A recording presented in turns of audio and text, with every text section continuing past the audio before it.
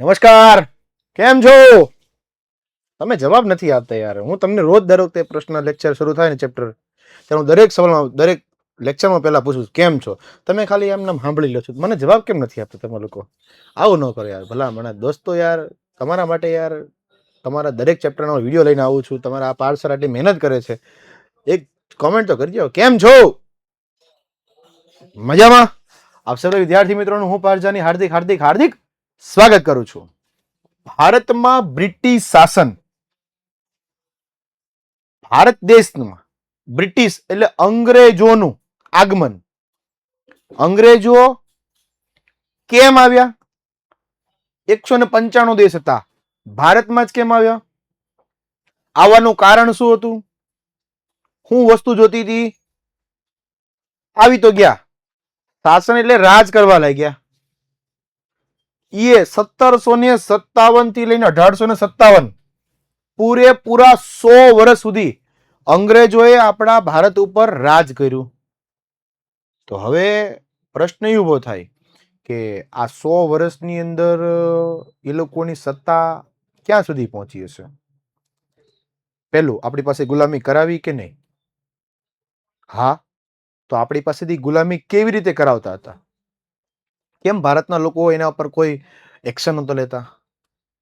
ભારતનો ખેડૂત, ભારતનો વ્યક્તિ એની સામે લડતમાં કેમ નહોતો પહોંચી શકતો?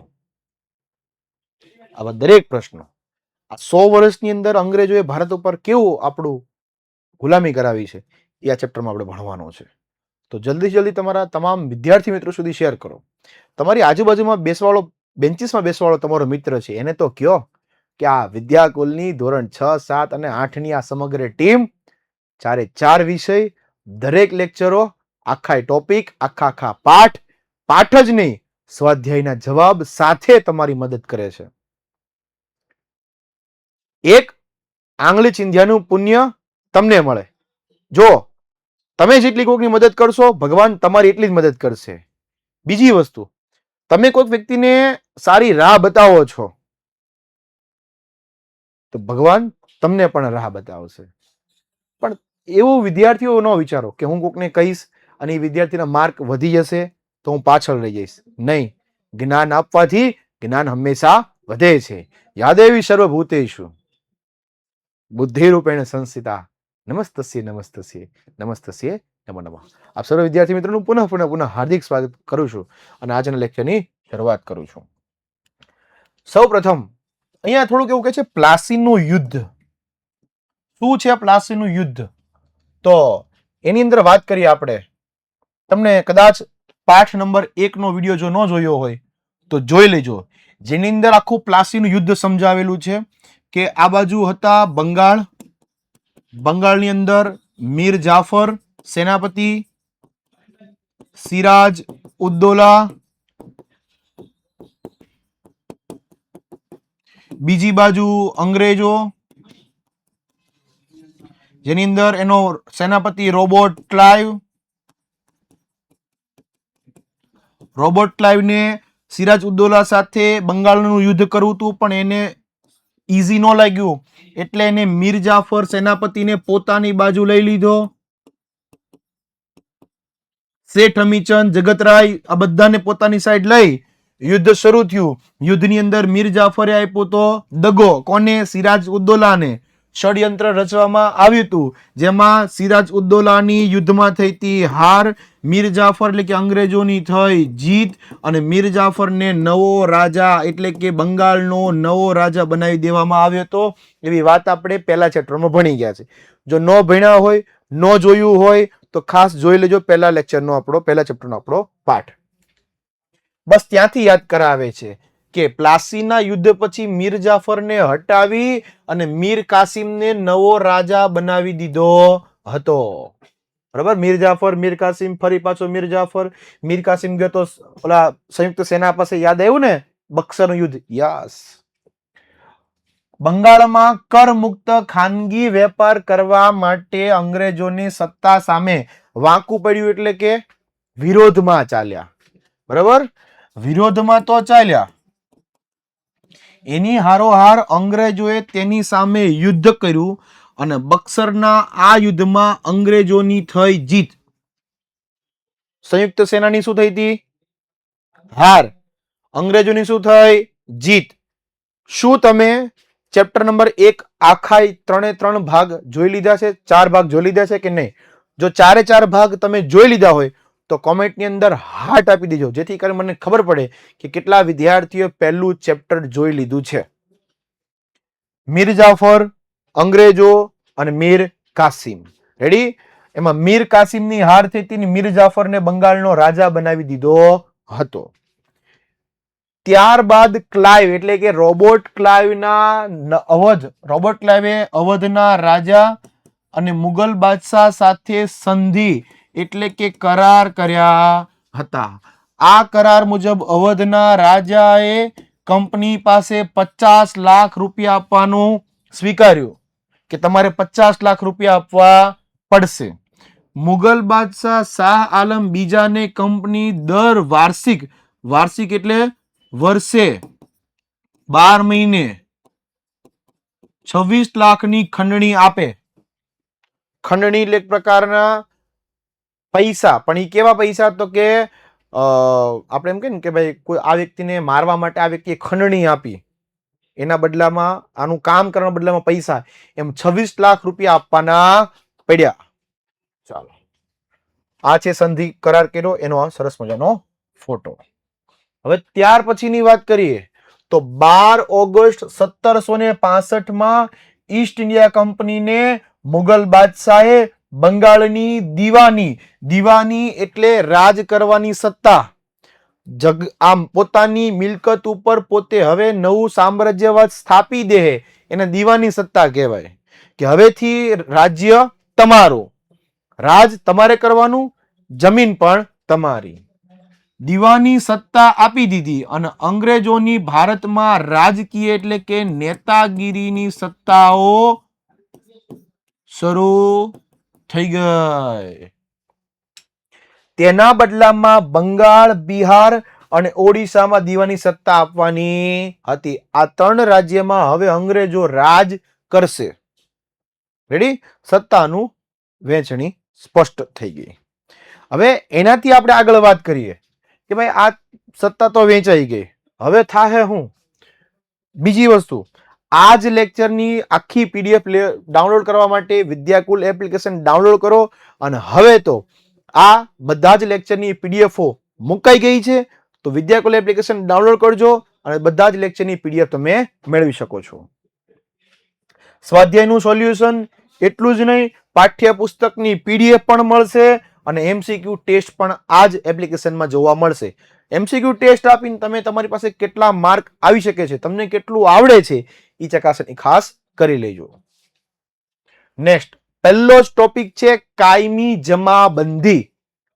શું છે કાયમી જમાબંધી? તો પહેલું એવું કહે છે કોર્નવોલિસ ગવર્નર જનરલ હતો, એટલે કે મુખ્ય એક અંગ્રેજ અધિકારીના પદ સ્વરૂપે, એક અંગ્રેજ અધિકારી હતો પદ સ્વરૂપે. ત્યારે 1793 ભારતમાં કાયમી જમાબંધી દાખલ કરવામાં આવી. પણ તમારા મગજમાં એક પ્રશ્ન હશે કે કાયમી જમાબંધી એટલે શું? શું છે ભાઈ કાયમી જમાબંધી? તો પહેલું, જમીનદારને એટલે કે જેની જમીન છે, જમીનનો માલિક,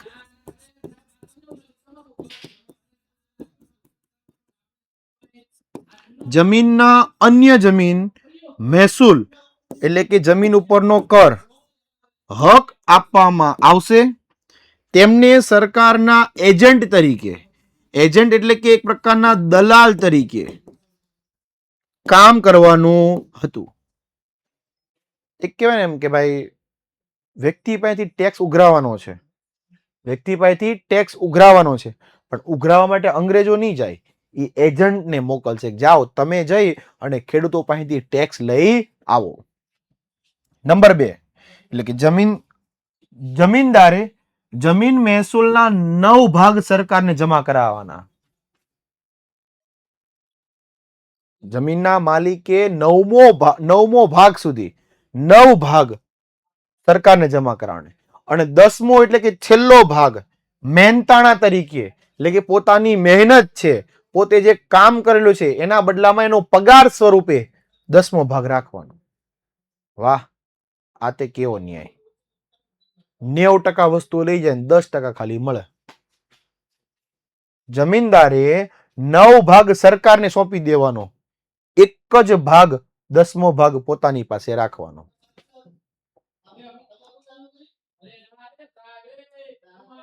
રેડી? વાહ ભાઈ વાહ. એવું આ પદ્ધતિમાં ખેડૂતોનું શોષણ થતું હતું, કારણ કે નિશ્ચિત કરેલું, નિશ્ચિત મતલબ થાય નક્કી કરેલું, નક્કી થયેલું, નક્કી થયેલું મહેસૂલ એટલે કે કર જમીનદારને એટલે કે જમીનના માલિકને જમીનદારને આપવું પડતું હતું સરકાર દ્વારા. જમીનદારે તેના ઉપર જુલમ એટલે કે ગુલામી કરીને મહેસૂલ એટલે કે ટેક્સ વસૂલ કરતો હતો. રેડી? ચાલો, ત્યારથી આગળ વાત કરીએ. જમીનદારે દર વર્ષે નક્કી કરેલા કરાર એટલે કે સંધિ મુજબ રકમ સરકારમાં જમા કરાવવાની. જમીનદાર દર વર્ષે સરકારને પૈસા આપતી હતી. કેટલો ભાગ નક્કી કર્યો હતો? 9મો ભાગ. તેમ છતાં કાયમી જમાબંધી જમીનદારોની તરફ કરતી હતી. આટલું આપવા છતાં એના પક્ષમાં કોઈ નિર્ણય લેવામાં આવતો નહોતો. આ છે આપણી ગુલામી. જો કે શરૂઆતમાં જમીનદારોએ થોડું સહન કરી નક્કી કર્યા મુજબનું મહેસૂલ આપવું પડ્યું. જમીનદારો સરકારને 9મો ભાગ આપતા હતા.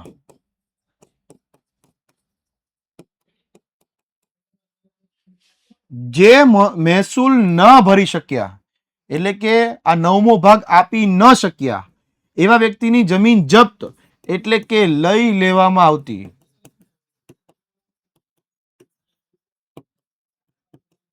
અને પાછળથી જમીનદારો જમીન ખરીદવા લાગ્યા.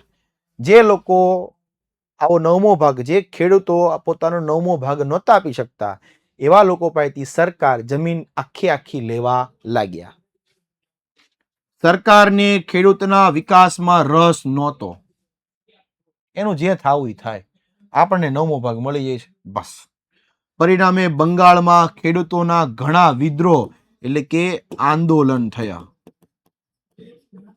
અન્ન ભંડાર એટલે અનાજથી ભરેલા ભંડારો તરીકે ઓળખાતું બંગાળ હવે પશ્ચિમ બંગાળ જે છે એ પશ્ચિમ બંગાળ કંગાળ બની ગયો. કંગાળ એટલે જેની પાસે કોઈ પૈસા ન હોય. પશ્ચિમ બંગાળમાં અનાજનો કોઈ ભંડાર જોવા મળ્યો નહીં. ચાલો, એનાથી નેક્સ્ટ આગળ વાત કરીએ. આગળનો ટોપિક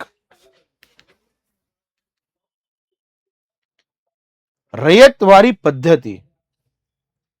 રૈયતવારી પદ્ધતિ શું છે? તો કે 19મી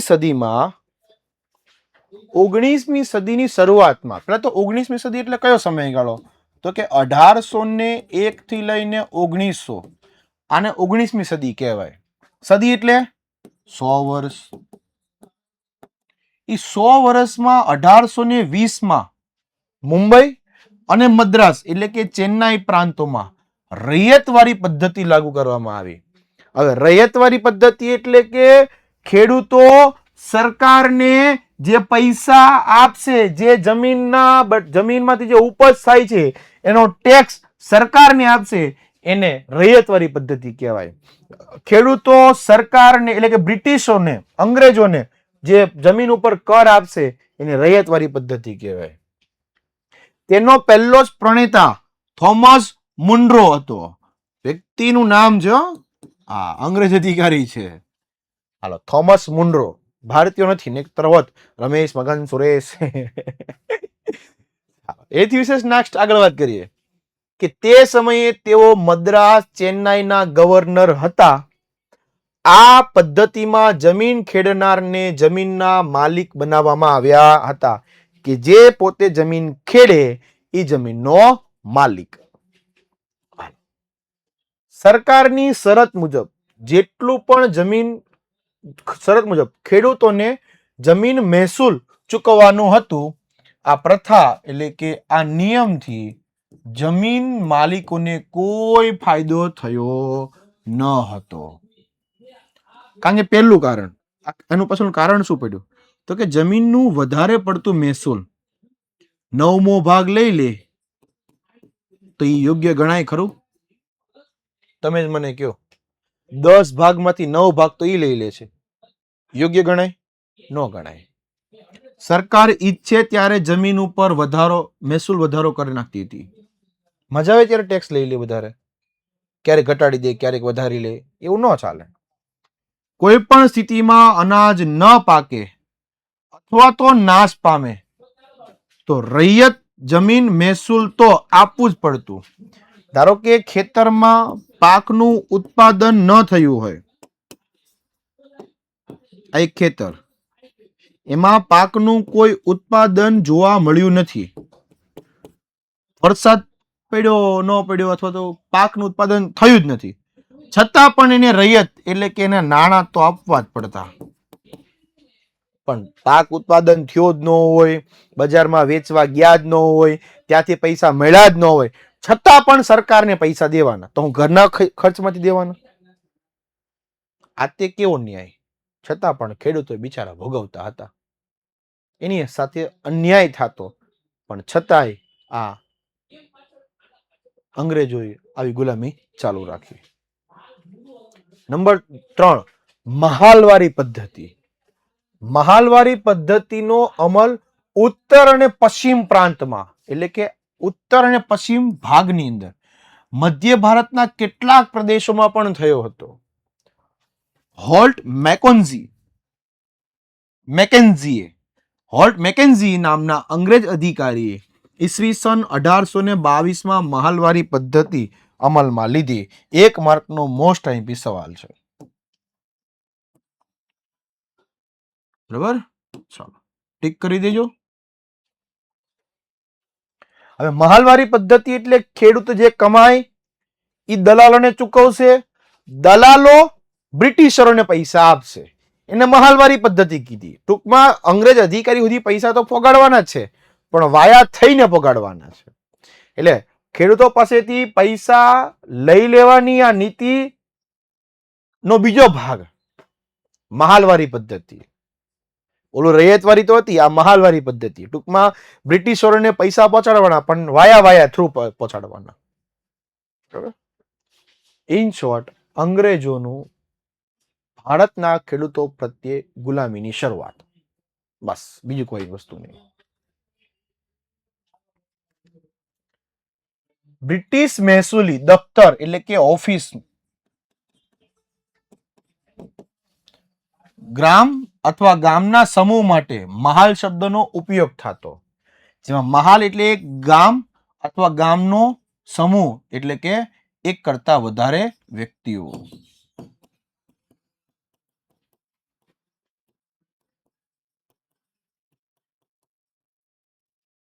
આ પ્રથા અનુસાર મહેસૂલનું એક ખેડૂતને ખેતર નહીં પરંતુ સમગ્ર ગામ કે ગામની જમીન સમૂહનો સમાવેશ થતો. હવે એક ખેતરના પૈસા નથી દેવાના, આખા ગામના પૈસા ભેગા કરી અને પછી પહોંચાડવાના છે. વાહ ભાઈ વાહ. પેલા ખેડૂતો પાસેથી ખેતીના પૈસા લેતા, હવે ગામના પૈસા લેવા મળ્યા. વાહ રે ન્યાય વાહ. મહાલવારી પદ્ધતિ. મહાલવારી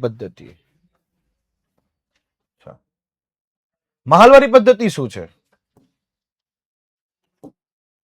તો મહાલવારી પદ્ધતિની વાત કરી દઈએ. આ પદ્ધતિમાં ગામનું સર્વેક્ષણ એટલે કે એના ઉપર નિરીક્ષણ કરી